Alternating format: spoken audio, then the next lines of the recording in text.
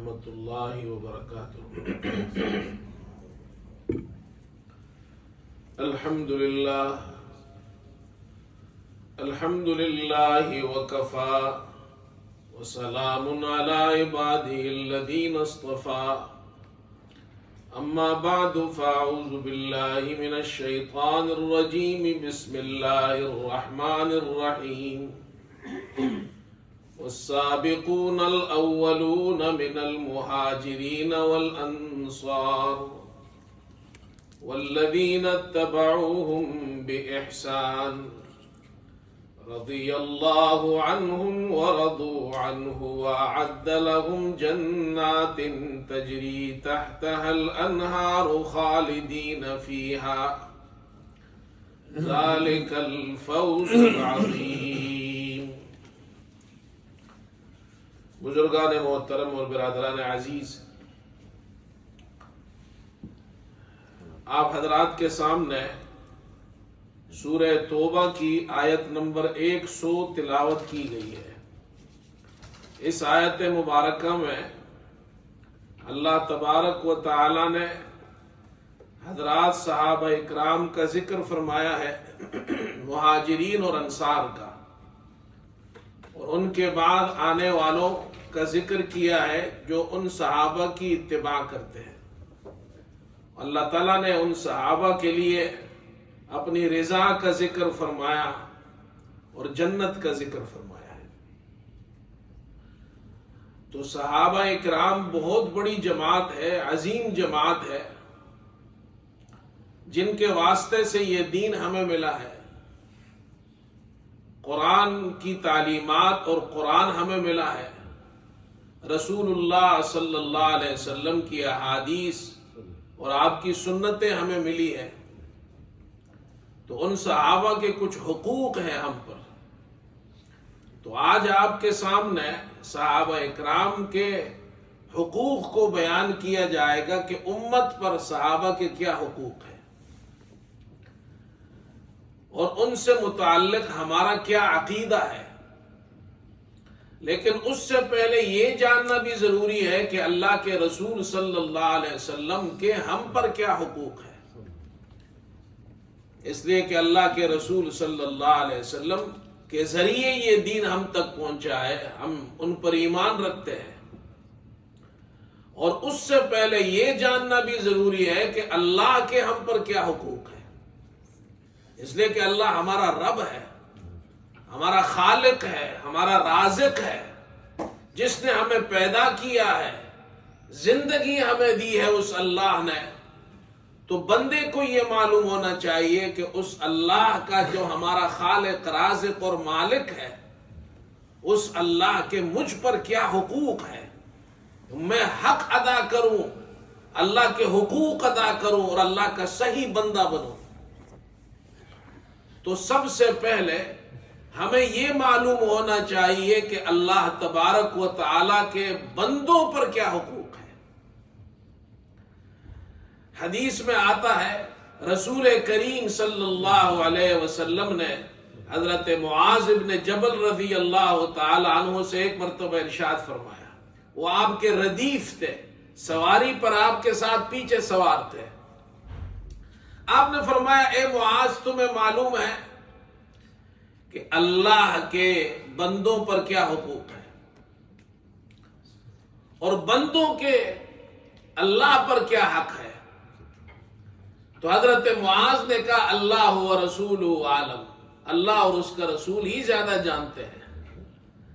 آپ نے ارشاد فرمایا کہ اللہ کا حق بندوں پر یہ ہے کہ بندے اس اللہ کی عبادت کریں اور اس کے ساتھ کسی کو شریک نہ کریں، اللہ کے ساتھ کسی کو شریک نہ کرے، اور ایک اللہ کی بندگی اور عبادت کرے، یہ اللہ کا حق ہے۔ اور پھر فرمایا کہ بندوں کا اللہ پر کیا حق ہے؟ فرمایا کہ بندوں کا اللہ پر حق یہ کہ جو اللہ کے ساتھ کسی کو شریک نہیں ٹھہراتا، شرک نہیں کرتا، اللہ اسے عذاب نہیں دے گا۔ معلوم ہوا کہ بندوں پر اللہ کا حق یہ ہے کہ وہ اللہ کی بندگی کرے، اس کی عبادت کرے، سجدہ اللہ کے لیے کرنا ہے، دعا اللہ سے مانگنی ہے، مدد اللہ سے مانگنا ہے، طواف اللہ کے گھر کا کرنا ہے، عبادت اور بندگی اللہ کی کرنی ہے۔ اللہ کی ذات میں، صفات میں، افعال میں کوئی شریک نہیں ہے، یہ پہلا حق ہے اللہ کا۔ دوسرا حق اللہ تعالیٰ کا کیا ہے؟ دوسرا حق یہ ہے بندے اللہ کا شکر ادا کرے، اللہ کی نعمتوں کا شکر ادا کرے۔ اللہ تعالیٰ ارشاد فرماتے ہیں فَاذْكُرُونِي أَذْكُرْكُمْ وَاشْكُرُوا لِي وَلَا تَكْفُرُونَ، تم مجھے یاد کرو تو میں تمہیں یاد کروں گا، اور میرا شکر ادا کرو اور ناشکری مت کرو، کفران نعمت مت کرو۔ اللہ کی کتنی نعمتیں ہیں، شب و روز ہم استعمال کرتے ہیں۔ یہ جو سانس ہم لیتے ہیں، ایک سانس اندر جاتا ہے، یہ اللہ کی ایک نعمت، پھر یہ سانس باہر نکلتا ہے، یہ اللہ کی دوسری نعمت۔ یہ 24 گھنٹے سانس کا اندر جانا باہر نکلنا، تنفس کا جو نظام ہے اللہ نے ایسا بنایا ہے، ہم سوئے ہوئے ہیں پھر بھی یہ نظام چل رہا ہے۔ شب و روز اللہ کی اس نعمت سے ہم کتنا فائدہ اٹھا رہے ہیں، ہماری پوری زندگی کا دار و مدار اس پر ہے۔ یہ آنکھیں اللہ کی نعمت ہے، یہ زبان اللہ کی نعمت ہے۔ ہمارا ایک ساتھی، اس کا آپریشن ہوا، ایکسیڈنٹ ہوا، تو اس نے مجھے کہا کہ میری زبان، وہ ٹھیک ہو گیا، آپریشن ہو گیا، اللہ نے بچا لیا، کہ میں ٹھیک تو ہو گیا لیکن میری زبان کا ٹیسٹ چلا گیا ہے۔ یہ زبان کتنی نعمتوں کا خزانہ ہے، یہ زبان، اس سے ہم باتیں بھی کرتے ہیں، اس سے ہم چکتے بھی ہیں، کھاتے بھی ہیں، ٹیسٹ محسوس کرتے ہیں۔ انہوں نے کہا میرا ٹیسٹ چلا گیا ہے، میرے لیے ہر چیز برابر ہے، میں جو بھی کھاؤں میرا کوئی ٹیسٹ نہیں ہے۔ کتنی بڑی نعمت ہے۔ ایک ہمارا ساتھی، اس نے کہا میری آنکھیں خراب ہو گئی ہے، میں گاڑی نہیں چلا سکتا۔ اس سے پہلے مجھے اس کا اندازہ ہی نہیں تھا۔ کہا کہ دیکھو جب ہم گاڑی چلاتے ہیں یا ہم ویسے ہی سامنے دیکھتے ہیں تو ہم دیکھ رہے ہوتے ہیں سامنے، اور ہمیں ادھر سائیڈ میں بھی نظر آ رہا ہوتا ہے، ادھر بھی نظر آ رہا ہے، ادھر بھی نظر آ رہا ہے۔ آپ گاڑی چلا رہے ہیں، یوں دیکھ رہے ہیں، ادھر سے اگر کوئی آ رہا ہے آپ دیکھ ادھر رہے پھر بھی آپ کو نظر آتا ہے، ادھر سے کوئی آ رہا ہے پھر بھی آپ کو نظر آتا ہے۔ یہ آنکھیں اتنا سارا ایریا کور کرتی ہے۔ اس نے کہا مجھے آگے نظر آتا ہے لیکن مجھے سائیڈ میں نظر نہیں آتا، مجھے ایسا نظر آتا ہے، یہاں بھی نہیں دیکھ سکتا، یہاں بھی نہیں دیکھ سکتا۔ میری آنکھوں کی یہ والی بینائی، سائیڈ والی بینائی ختم ہو گئی۔ اس وقت میں نے غور کیا واقعی اللہ کی کتنی بڑی نعمت ہے۔ وَاشْكُرُوا لِي وَلَا تَكْفُرُونَ، ہر وقت اللہ کا شکر ادا کرو، الحمدللہ الحمدللہ الحمدللہ۔ اس لیے جب ہم کھانا کھاتے ہیں تو کیا کہتے ہیں؟ الحمدللہ۔ پانی پیتے ہیں الحمدللہ، نیند سے اٹھتے ہیں الحمدللہ الحمدللہ۔ بندے کا کام یہ اللہ کا شکر ادا کرے۔ اور کھانے میں ایک دعا ہے، کھانے کے بعد ہم کہتے ہیں الحمدللہ الذی اطعمنا وسقانا وجعلنا مسلمین۔ اللہ کا شکر ادا کرتے ہیں، اللہ تیرا شکر، تو نے ہمیں کھانا کھلایا، پانی پلایا۔ پھر کیا کہتے ہیں؟ اللہ تیرا بڑا شکر ہے، تو نے مسلمان بنایا۔ وجعلنا مسلمین، کھانے کے بعد، پینے کے بعد اسلام پر اللہ کا شکر ادا کرتے ہیں، اس لیے کہ کھانا بھی تیری نعمت ہے، پانی بھی تیری نعمت ہے، یہ سب کچھ تیری نعمت ہے، مگر خدایا سب سے بڑی نعمت تیری یہ تو نے ہمیں مسلمان بنایا ہے۔ ہر وقت شکر ادا کرے۔ تو اللہ کا حق یہ ہے کہ اللہ کا شکر ادا کرے۔ اور تیسرا حق اللہ کا یہ ہے کہ اللہ کے حکموں کی اطاعت کرے، فرما برداری کرے، تقوی اختیار کرے۔ یا ایھا الذین آمنوا اتقوا اللہ حق تقاتہ، اے ایمان والو اللہ سے ڈرو۔ اللہ سے ڈرنے کا مطلب یہ ہے جن چیزوں کو اللہ نے حرام قرار دیا ہے، ناجائز قرار دیا ہے، اس کے قریب مت جاؤ، گناہوں سے بچو، اللہ کے حکموں کو مانو۔ یہ 3 بڑے حقوق ہیں اللہ کے۔ مسلمان ایسی زندگی گزارتا ہے، اللہ کی عبادت کرتا ہے، اس کے ساتھ کسی کو شریک نہیں ٹھہراتا، اللہ کا نعمتوں کا شکر ادا کرتا ہے، ناشکری نہیں کرتا ہے۔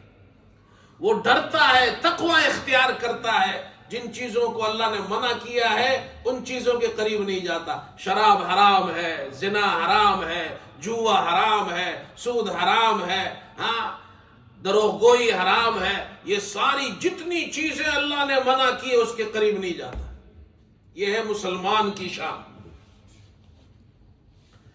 پھر اللہ کے بعد اللہ کے رسول صلی اللہ علیہ وسلم کے حقوق ہیں۔ اللہ کے رسول صلی اللہ علیہ وسلم ہمارے پیارے نبی، اللہ اکبر، رحمت للعالمین، جن کے ذریعے یہ دین ہم تک پہنچا، جن سے ہمیں قرآن ملا، حدیث ملی، دین ملا، زندگی گزارنے کا طریقہ ملا، ان کے کیا حقوق ہیں؟ آج ہیومن رائٹس کی بات کی جاتی ہے۔ اسلام نے 1400 سال پہلے انسانوں کے حقوق بیان کیے ہیں، جس نے زندوں کو بھی حق دیا ہے، مردوں کو بھی حق دیا ہے، انسانوں کو بھی حق دیا ہے، جانوروں کو بھی حق دیا ہے، مردوں کو بھی حق دیا ہے، عورتوں کو بھی حق دیا ہے، اور اس کے ساتھ ساتھ اللہ کے حق کے بعد پھر مسلمان پر اللہ کے رسول صلی اللہ علیہ وسلم کے حقوق ہیں۔ سب سے پہلا حق یہ ان پر ایمان لائے، وہ اللہ کے رسول ہے، ہم ان پر ایمان رکھتے ہیں، وہ اللہ کے آخری رسول ہے، آخری رسول ماننا، اور جو تعلیمات محمد صلی اللہ علیہ وسلم لے کر آئے ہیں ان تمام تعلیمات پر ایمان لانا، یہ ہے پہلا حق۔ اللہ کے رسول پر ایمان، ان کی ختم نبوت پر ایمان کہ آپ کے بعد اب کوئی نیا نبی نہیں آئے گا، اور آپ جو تعلیمات لے کر آئے ہیں ان کی تصدیق کرنا، یہ پہلا حق ہے آپ کا۔ دوسرا حق، اللہ کے رسول صلی اللہ علیہ وسلم سے سب سے زیادہ محبت کرنا۔ آپ نے ارشاد فرمایا، لا یؤمن احدکم حتی اکون احب الیہ من والدہ وولدہ والناس اجمعین، تم میں سے کوئی شخص اس وقت تک کامل مومن نہیں ہو سکتا جب تک کہ میں اس کے نزدیک اس کے والد، اس کی اولاد، تمام انسانوں سے زیادہ محبوب نہ بن جاؤں۔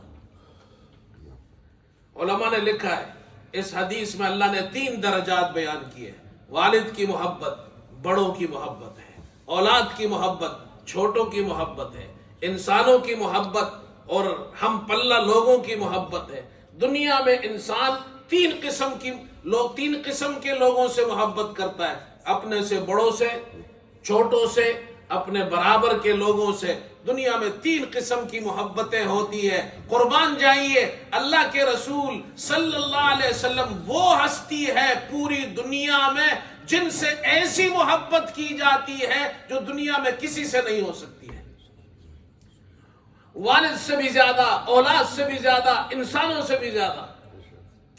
اس وقت تک ایمان کامل نہیں ہوگا جب تک کہ آپ صلی اللہ علیہ وسلم سے سب سے زیادہ محبت نہ کریں۔ اور نمبر 3، تیسرا حق یہ ہے کہ رسول کریم صلی اللہ علیہ وسلم کی اطاعت کرے، ان کی سنتوں پر چلے، ان کی نافرمانی نہ کرے۔ جو طریقہ انہوں نے بتایا ہے اللہ کے رسول صلی اللہ علیہ وسلم نے، ان سنتوں پر زندگی گزارنا۔ یہ مسلمان سنتوں پر زندگی گزارتا ہے، بدعات پر نہیں گزارتا۔ اب اس کو ایک مثال سے سمجھو، سنت اور بدعت، اس کا فرق میں ایک آسان سی مثال سے سمجھاتا ہوں۔ آپ خط بھیجتے ہیں کسی دوست کو یہاں برطانیہ سے پاکستان، آج کل تو لوگ خطوط نہیں بھیجتے، اب تو واٹس ایپ کا زمانہ آ گیا ہے، لیکن جس زمانے میں ہم آئے تھے شروع میں تو یہاں سے ہم خط بھیجتے تھے، یاد ہے آپ جو ہمارے بزرگ بیٹھے ہوئے ہیں، خط بھیجتے تھے یہاں سے، وہاں سے بھی خط آتا تھا، بڑا انتظار کرتے تھے۔ میرے پاس تو وہ 25 سال پرانے خطوط ابھی بھی موجود ہیں، وہ میں نے رکھے ہوئے ہیں، کبھی کبھی دیکھتا رہتا ہوں۔ ایسا زمانہ بھی دنیا میں تھا، واٹس ایپ نہیں تھا، موبائل نہیں تھا، تو خطوط آتے تھے، ہم ان خطوط کو پڑھتے تھے، پھر خط لکھتے تھے۔ اور کیسٹ آتی تھی، یاد ہے آپ کو؟ وہ کیسٹ والا زمانہ بھی ختم ہو گیا، وہاں سے وہ بچے کیسٹ بھیجتے تھے، اس میں باتیں کرتے تھے، پھر یہاں سے ہم کیسٹ بیچتے تھے، اس میں باتیں کرتے تھے. کیسا اچھا زمانہ تھا. اب واٹس ایپ آ گیا ہے، لیکن ٹائم نہ میرے پاس ہے نہ آپ کے پاس ہے. اب دنیا ایسی تیز رفتار ہو گئی ہے، پہلے خطوں کا انتظار کیا جاتا تھا. خیر یہ تو درمیان میں نے بات بیان کی. تو جب وہ خط بیچتے ہیں تو اس پر ایک سٹیمپ لگاتے ہیں، اس کو ہم کہتے ہیں ٹکٹ. وہ ٹکٹ اوپر لگاتے ہیں. وہ ٹکٹ آپ لگائیں گے، پوسٹ آفس میں وہ خط جائے گا تو وہ اس پر مہر لگائیں گے. پوسٹ آفس کی مہر لگی ہوگی، خط برطانیہ سے اڑتا ہوا جائے گا، جائے گا جائے گا جائے گا. پاکستان میں جس شہر میں آپ رہتے ہیں، میں کراچی میں رہتا ہوں، کراچی جائے گا. پھر کراچی میں جس محلے میں رہتا ہوں وہ خط وہاں جائے گا. پھر جس گھر میں ہمارے بچے رہتے ہیں اس گھر تک جائے گا، وہ خط وہاں ڈیلیور ہو جائے گا. برطانیہ سے خط چلا، وہاں پہنچا. کیوں؟ اس لیے کہ اس پر مہر لگی ہوئی ہے. اگر مہر نہ لگی ہو تو یہ خط برطانیہ سے اس گلی سے دوسری گلی میں بھی نہیں جائے گا. یہ کمال اس مہر کا ہے. سنت کا کمال یہ ہے. بدعت کا نقصان یہ ہے کہ سنت جب آپ عمل کرتے ہیں، عبادت کرتے ہیں، اللہ کا ذکر کرتے ہیں، جو بھی نیک کام کرتے ہیں، سنت کا مہر اس کام پر لگا ہوگا، یہ عمل اڑتا اڑتا اڑتا اڑتا اللہ کے دربار میں پہنچ کر قبول ہو جائے گا. اور اگر سنت کی مہر اس پر نہیں ہوگی، وہ اللہ کے رسول صلی اللہ علیہ وسلم کے طریقے پر نہیں ہوگا، تو یہ عمل 1 فٹ بھی آگے نہیں جائے گا، 1 انچ بھی آگے نہیں جائے گا. یہ ہے سنت. یہ سمجھنا چاہیے. سنت کے مطابق نماز ہوگی قبول، سنت کے مطابق جو بھی عمل ہوگا قبول. سنت کے خلاف ہوگا، جنازہ سنت کے مطابق، اذان سنت کے مطابق، نماز سنت کے مطابق، ہماری شادی سنت کے مطابق، غمی سنت کے مطابق. جو عمل سنت کے مطابق ہوگا اس پر سنت کی مہر لگی ہوگی تو اللہ کے دربار میں قبول ہو جائے گا، ورنہ قبول نہیں ہوگا. اللہ اکبر. تو رسول اللہ صلی اللہ علیہ وسلم کا پہلا حق یہ ہے ان پر ایمان لانا، آخری نبی ماننا، جو تعلیمات لائے ہیں ان کی تصدیق کرنا. دوسرا حق یہ ہے آپ کی اطاعت کرنا، آپ کی سنتوں پر چلنا. اور ایک حق یہ ہے، دوسرا حق یہ آپ سے محبت کرنا سب سے زیادہ، اور تیسرا حق یہ ہے آپ کی سنتوں پر چلنا. یہ 3 حقوق ہو گئے. میں ذرا آسان کر کے بتا رہا ہوں، مختصر کر کے بتا رہا ہوں، خلاصہ کر کے بتا رہا ہوں. پھر آئیے، اللہ کے رسول صلی اللہ علیہ وسلم کے بعد دنیا میں سب سے عظیم ہستیاں وہ صحابہ رضی اللہ عنہم اجمعین کی ہستیاں ہیں، جن کے واسطے ہمیں یہ دین ملا ہے، قرآن ملا ہے، حدیث ملی ہے، سنتیں ملی ہے. ان کے بھی مسلمانوں پر حقوق ہے. ان صحابہ کے ہم پر کیا حق ہے؟ تو میں 6 باتیں بیان کروں گا انشاءاللہ.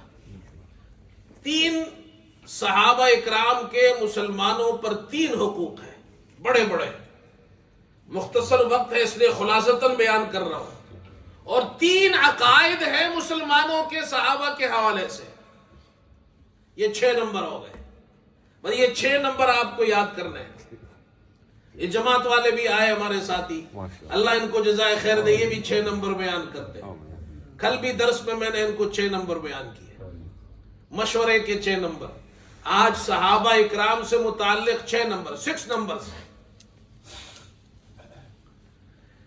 3 نمبر ہیں صحابہ کے ہم پر کیا حقوق ہے، اور 3 نمبر ہیں صحابہ سے ہم کیا عقیدہ رکھتے ہیں صحابہ کے بارے میں. صحابہ کے حقوق کیا ہے؟ پہلا حق امت پر، مسلمانوں پر، صحابہ اکرام کا پہلا حق یہ ہے کہ مسلمان صحابہ سے محبت کرتا ہے. اللہ کے رسول صلی اللہ علیہ وسلم فرماتے ہیں حب الانصار من الایمان. انصار سے محبت کرنا یہ ایمان ہے، ایمان کی نشانی ہے. اور اللہ قرآن میں فرماتے ہیں یحبون من ہاجر الیہم، یہ انصار مہاجرین سے محبت کرتے ہیں. اور مہاجرین انصار سے محبت کرتے ہیں، امت دونوں سے محبت کرتی ہے، پوری جماعت سے محبت کرتی ہے. یہ پہلا حق ہے صحابہ کا. صحابہ پر تنقید کا حق کسی کو حاصل نہیں. اللہ کے رسول صلی اللہ علیہ وسلم ارشاد فرماتے ہیں، اللہ اللہ فی اصحابی، میرے صحابہ کے بارے میں اللہ سے ڈرو، اللہ سے ڈرو. یہ وارننگ ہے. اللہ کے رسول صلی اللہ علیہ وسلم نے صحابہ کو وارننگ دی ہے، امت کو وارننگ دی ہے صحابہ کے بارے میں. میرے صحابہ کے بارے میں اللہ سے ڈرو، اللہ سے ڈرو. 2 مرتبہ ارشاد فرمایا، لا تتخذوہم غرضا من بعدی، میرے بعد صحابہ کو تنقید کا نشانہ مت بنانا. تمہاری زبان سے صحابہ اکرام کے بارے میں کوئی برا لفظ نہ نکلے. اور فرمایا میرے بعد یعنی ایسے لوگ آئیں گے، بدبخت آئیں گے جو صحابہ کی شان میں گستاخی کریں گے. اس لیے مسلمان کو اللہ کے رسول نے فرمایا تم ایسا مت کرنا. فمن احبہم فبحبی احبہم، جس نے صحابہ سے محبت کی میری محبت کی وجہ سے ان سے محبت کی. ومن ابغضہم فببغضی ابغضہم، جس نے صحابہ سے بغض رکھا دل میں میرے بغض کی وجہ سے ان سے بغض کیا، یعنی وہ مجھ سے بغض کرتا ہے، اسی لیے تو میرے صحابہ سے بغض کرتا ہے. اللہ اکبر. ومن آذاہم فقد آذانی، جس نے صحابہ کو اذیت دی، تکلیف دی، اللہ کے رسول فرماتے ہیں اس نے مجھے تکلیف دی. ومن آذانی فقد آذى اللہ، جس نے مجھے تکلیف دی اس نے اللہ کو تکلیف دی. اللہ کو تو کوئی اذیت نہیں دے سکتا ہے، لیکن اللہ کی شان میں گستاخی کرنا، یہ جو مجھے تکلیف دیتا ہے یہ ایسا ہے جیسے وہ اللہ کو تکلیف دے رہا ہے.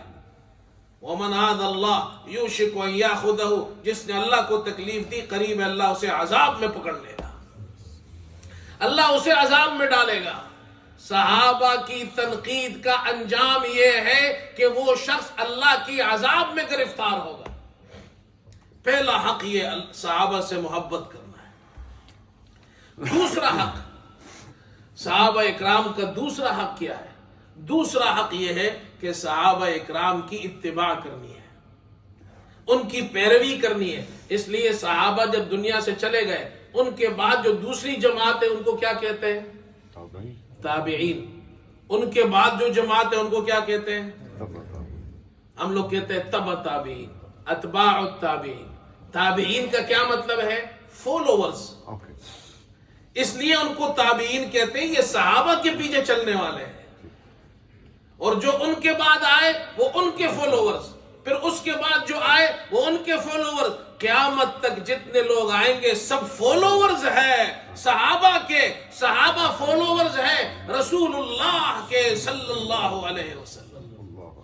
رسول اللہ کی اتباع صحابہ سے ملتی ہے.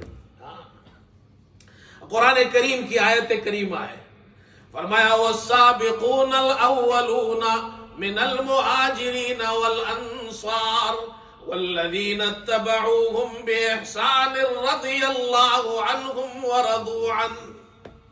اللہ تعالیٰ ارشاد فرماتے ہیں مہاجرین اور انصار، ایک صحابہ کی جماعت مہاجرین اور دوسری جماعت انصار. مہاجرین اور انصار جو امت میں سب سے پہلے ایمان لانے والے ہیں، ایمان لانے میں سب سے مقدم ہے، سب سے پہلے ہے. والذین اتبعوهم بإحسان، اور وہ لوگ جو صحابہ کی اتباع کرتے ہیں احسان کے ساتھ، اخلاص کے ساتھ صحابہ کی اتباع کرتے ہیں، اللہ ان سے راضی، وہ اللہ سے راضی. رضی اللہ عنہم ورضوا عنہ. اللہ نے ان کے لیے جنت تیار کر رکھی ہے جن کے نیچے نہریں بہتی ہیں. وَأَعَدَّ لَهُمْ جَنَّاتٍ تَجْرِي تَحْتَهَا الْأَنْهَارُ خَالِدِينَ فِيهَا ذَلِكَ الْفَوْزُ الْعَظِيمُ. صحابہ کی اتباع کرنی ہے، صحابہ کی اتباع کرنی ہے. پہلا حق یہ صحابہ سے محبت کرنی ہے. دوسرا حق یہ ہے صحابہ کی اتباع کرنی ہے، صحابہ کے پیچھے چلنا ہے. صحابہ کی اتباع، جو دین وہ لے کر آئے ہیں اسی دین کو ماننا ہے.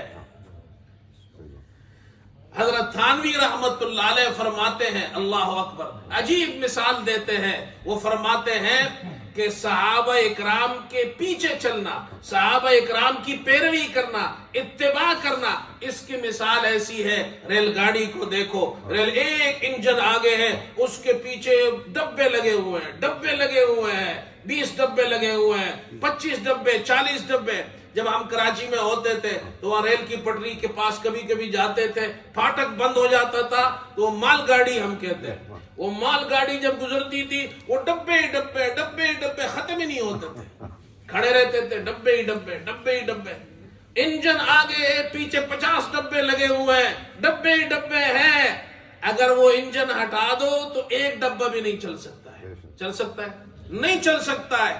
انجن آگے لگا ہوا ہے، یہ صحابہ ہے، جو ان صحابہ سے جڑ گیا یہ انجن جنت جا رہا ہے، جو ان سے جڑ گیا وہ جنت جائے گا، جو ان ڈبوں سے ہٹ گیا وہ چل بھی نہیں سکتا ہے۔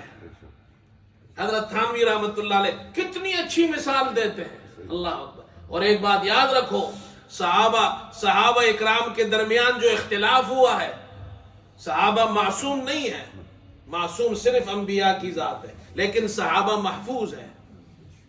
اگر ان کے درمیان کچھ اختلاف ہوا ہے تو پھر صحابہ اکرام کے بارے میں ہمیں لب کشائی کی اجازت نہیں ہے، ہمیں ان کے پیچھے چلنا ہے۔ وہ محفوظ جماعت ہے، وہ جنت والی جماعت ہے، ہم ان کے پیچھے جائیں گے، ہم بھی جنت میں پہنچ جائیں گے انشاءاللہ۔ تو صحابہ سے محبت کرنا، صحابہ کی پیروی کرنا۔ اور تیسری چیز، اللہ اکبر، صحابہ اکرام کے لیے دعا کرنا۔ آج تک کبھی ہم نے سوچا ہے صحابہ کے لیے دعا کرنا؟ کیا آپ نے کبھی اس پر عمل کیا ہے؟ کہ ہم نے کبھی سوچا ہے؟ وہ ہمارے محسنین ہیں۔ اللہ نے سورہ حشر میں صحابہ کے لیے دعاؤں کا ذکر کیا ہے۔ پہلے اللہ نے مہاجرین کا ذکر کیا، للفقراء المہاجرین الذین اخرجوا من دیارہم واموالہم، وہ مہاجرین جو اپنے گھر سے نکال دیے گئے، مکے سے ان کو نکالا گیا، وہ مدینے آ گئے، پہلی جماعت صحابہ کی۔ پھر فرمایا اسی صورت میں اگلی آیت میں فرمایا والذین تبوؤا الدار والایمان من قبلہم یحبون من ہاجر الیہم، انصار، دوسری جماعت صحابہ کے اندر ایک جماعت مہاجرین کی ہے، دوسری انصار کی ہے، جو مہاجرین کے آنے سے پہلے مدینے میں آباد تھے، اور مہاجرین کے آنے سے پہلے ان کے دلوں میں ایمان بھی قرار پکڑ چکا تھا، وہ صحابہ سے مہاجرین سے محبت کرتے ہیں۔ دو جماعتیں ہو گئی۔ تو صحابہ کی جماعت کے بعد پھر اللہ نے کن کا ذکر کیا؟ والذین جاءوا من بعدہم، اور جو ان کے بعد آئے، بعد آنے والے جتنے امتی ہیں، وہ کون ہے؟ وہ کیا کرتے ہیں؟ وہ بعد آنے والے امتی یہ دعا کرتے ہیں صحابہ کے لیے، والذین جاءوا من بعدہم یقولون ربنا اغفر لنا ولإخواننا الذین سبقونا بالایمان ولا تجعل في قلوبنا غلا للذین آمنوا ربنا انك رؤوف رحیم۔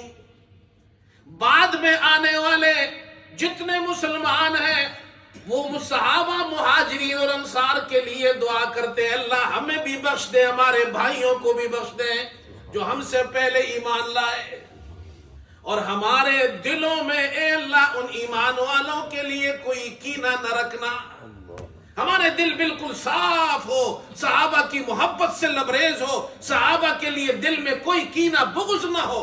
یہ دعا بعد میں آنے والے مسلمان مانگتے ہیں۔ کیا آپ نے کبھی یہ دعا مانگی ہے؟ یہ سوچ کر مانگی ہے کہ قرآن کیا تعلیم دے رہا ہے؟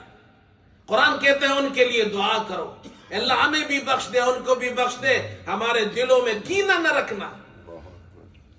میں آپ کو ایک بات بتاؤں، اس لیے بتا رہا ہوں تاکہ آپ کے اندر بھی شوق پیدا ہو۔ الحمدللہ میں کئی سالوں سے، کئی زمانے سے ہر روز یہ دعا اللہ سے مانگتا ہوں اور صحابہ کے لیے مانگتا ہوں۔ آپ بھی مانگا کریں، اس لیے بیان کروں۔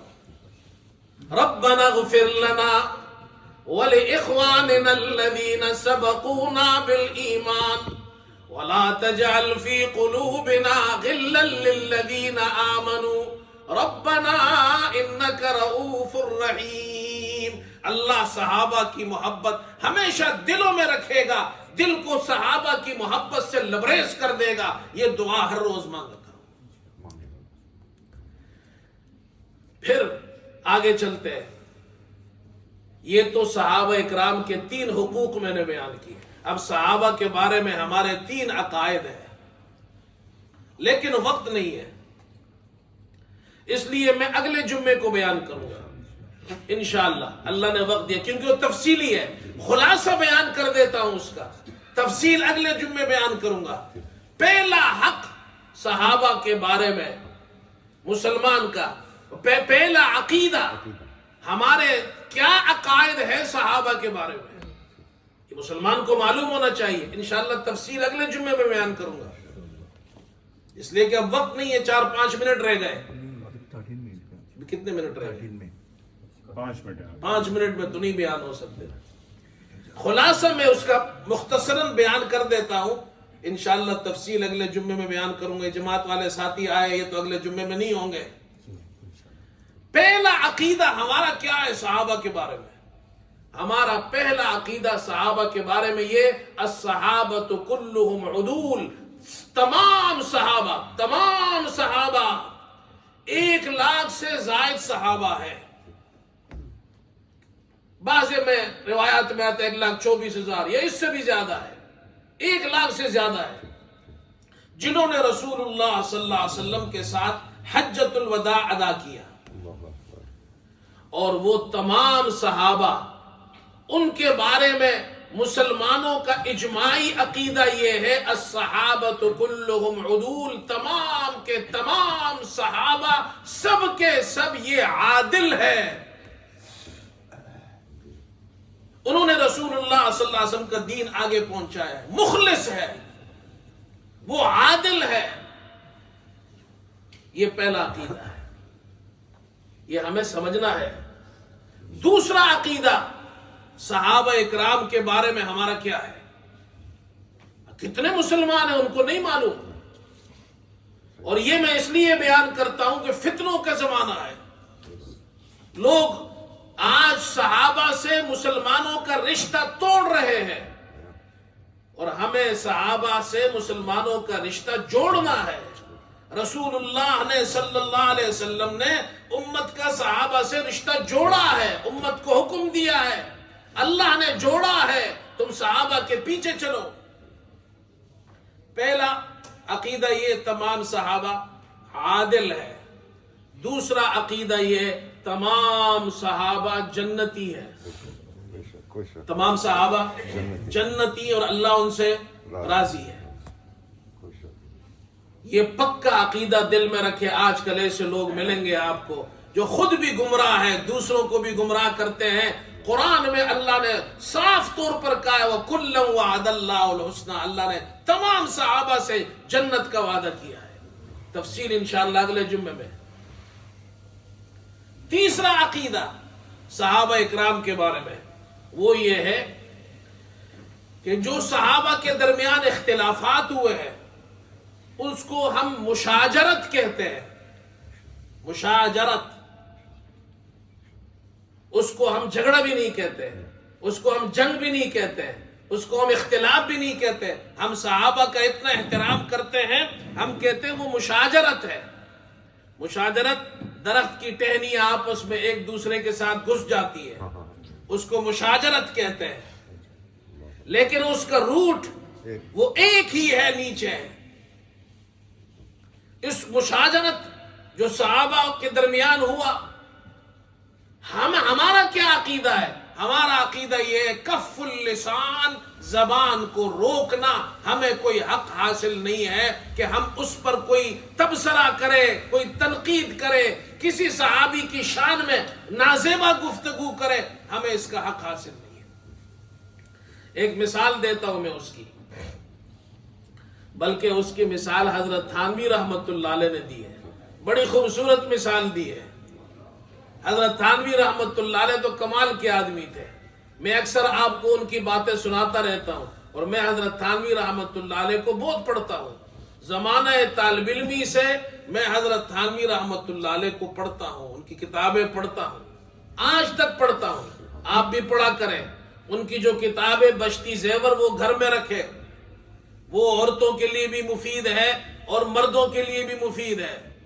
بشتی زیور گھر میں رکھے، قرآن کا ترجمہ گھر میں رکھے، اور اسی طرح تعلیم الاسلام مولانا کفایت اللہ صاحب رحمۃ اللہ علیہ لکھی ہے، وہ گھر میں رکھے، یہ تاکہ ہمارا عقیدہ ٹھیک ہو، ہمارے اعمال ٹھیک ہو، کوئی گمراہ ہمیں گمراہ نہ کر سکے۔ تو صحابہ کے بارے میں اپنی زبانوں کو بند رکھنا جو ان میں اختلاف ہوا ہے، مجھے اور آپ کو کیا حق حاصل؟ حضرت تھانوی رحمت اللہ علیہ خوبصورت مثال دیتے ہیں، صحابہ کے درمیان مشاجرت ہوئی، صحابہ کے درمیان جو اختلاف ہوا، صحابہ مجتہد تھے، وہ بڑے لوگ تھے، ہماری کیا حیثیت ہے ہم ان کے بارے میں گفتگو کریں؟ ہماری کیا حیثیت ہے ہم ان کے بارے میں فیصلہ کریں یہ صحیح تھا یہ غلط تھا؟ آپ نے مثال دی، حضرت تھانوی رحمت اللہ نے فرمایا صحابہ اکرام کی مثال شہزادوں کی سی ہے، صحابہ اکرام کی مثال شہزادوں کی سی ہے۔ شہزادے بڑے لوگ ہوتے ہیں، شہزادوں میں آپس میں اختلاف ہو گیا، شہزادوں میں آپس میں کوئی اختلاف ہو گیا تو ان کا فیصلہ بادشاہ کرے گا، شہزادوں میں کوئی آپس میں اختلاف ہو گیا ان کا فیصلہ بادشاہ کرے گا۔ کسی چمار کو، کسی خاکروب کو، کسی بھنگی کو یہ حق حاصل نہیں کہ صحابہ کے درمیان، شہزادوں کے درمیان گفتگو کرے۔ کر سکتا ہے؟ بادشاہ کے شہزادوں میں جھگڑا ہو گیا، اختلاف ہو گیا، فیصلہ کون کرے گا؟ بادشاہ کرے گا۔ بھنگیوں کو، خاکروب کو، چماروں کو حق حاصل نہیں ہے ان کے درمیان بات کرے۔ اگر کوئی کرے گا تو لوگ اس کے اوپر، ان کے چماروں پر، ان پر باتیں کریں گے، تمہیں کوئی حق نہیں ہے۔ خاکروب صاحب، چمار صاحب، بھنگی صاحب، بھنگیوں کو حق نہیں ہے شہزادوں کے بارے میں باتیں کرنے کا۔ جب دنیا کے شہزادوں کے بارے میں خاکروب بات نہیں کر سکتا تو صحابہ جو آسمان کے ستارے ہیں، رسول اللہ کے پیارے ہیں، اللہ نے ان کو چن لیا ہے رسول اللہ کی صحبت کے لیے، آج کے دنیا کے کسی انسان کو کیا یہ حق حاصل ہو سکتا ہے کہ ان کے درمیان فیصلہ کرے؟ وہ اپنی عاقبت خراب کرے گا۔ یہ تین تو میں نے آخر میں یہ صرف آپ جماعت والوں کے لیے بیان کیے ہیں، اس لیے بیان کیے کہ آپ اگلے جمعے میں نہیں ہوں گے، پھر انشاءاللہ اللہ نے موقع دیا تو پھر تفصیل سے اگلے جمعے میں بیان کروں گا۔ اللہ ہم سب کو عمل کی توفیق عطا فرمائے، کہو آمین۔ اللہ ہمیں صحابہ اکرام سے سچی محبت نصیب فرمائے، کہو آمین۔ اللہ ہمیں صحابہ اکرام کی اتباع نصیب فرمائے، آمین۔